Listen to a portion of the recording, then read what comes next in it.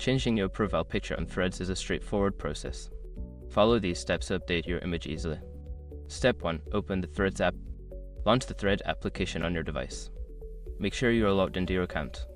Step 2. Access your profile. Tap on your profile icon, usually located in the bottom right corner of the screen. This will take you to your profile page. Step 3. Edit profile. Look for the Edit Profile option on your profile page. Tap on it to enter the editing mode for your profile information. Step 4. Change profile picture. Find the option to change your profile picture.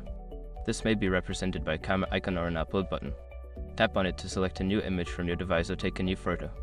Step 5. Save changes. After selecting your new profile picture, make sure to save the changes. Look for a Save or Done button and tap it to finalize your new profile picture. Now you have successfully updated your profile picture on Threads. Enjoy sharing your new look with your followers.